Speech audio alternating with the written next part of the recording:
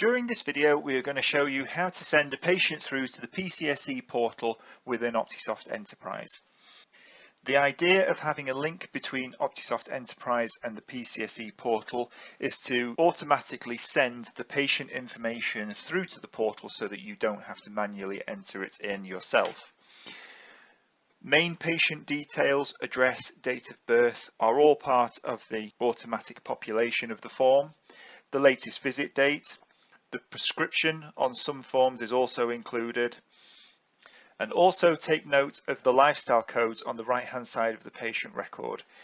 If those lifestyle codes relate to the eligibility of a patient receiving an NHS GOS form, those options will also automatically be ticked on the GOS form for you.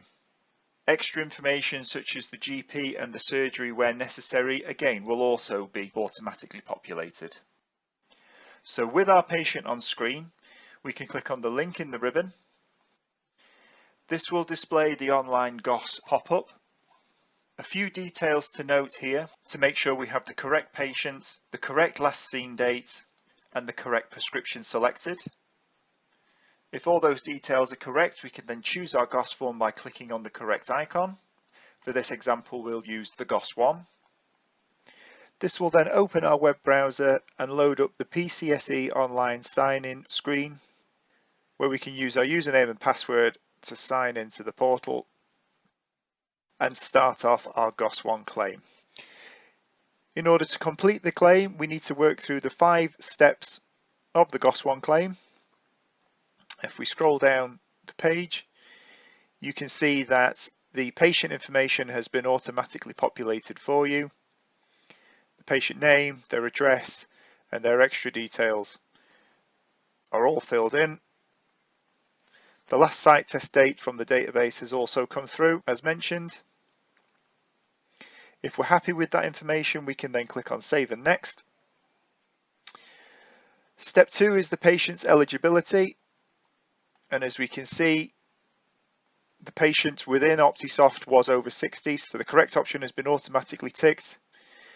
The lifestyle code specified that they were a diabetic, that the patient had risk of glaucoma. The surgery details have been automatically populated because of the diabetes lifestyle code. And also we had income support selected on the patient record as well. So as you can see here, that has been automatically ticked for you. Again, if we're happy with that information, we can click on Save and Next, which will move us on to the patient declaration step.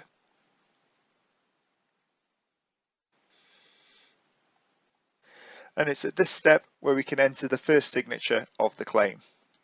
Signatures can be done in a couple of ways. First of all, you need to click on the Sign the Declaration button. And this will give you a QR code on screen. This QR code can be scanned by any compatible device that is capable of reading a QR code. The signature can then be entered in on that device and sent back to the portal, which will then display on screen.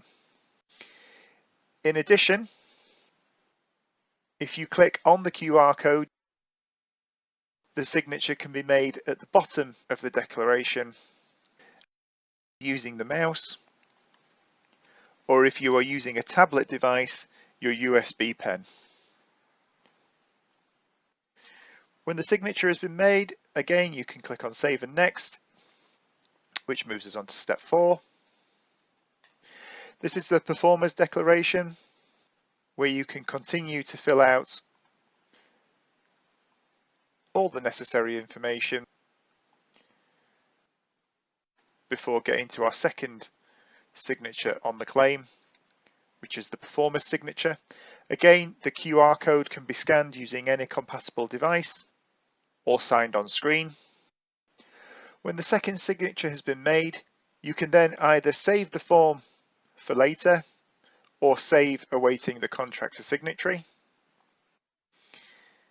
which will move us on to step 5.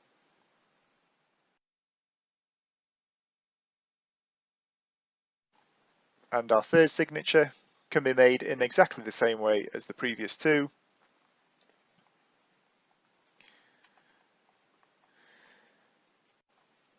clicking on Submit to complete the form. And that is how you process an electronic GOS form through the PCSE online portal using Optisoft Enterprise.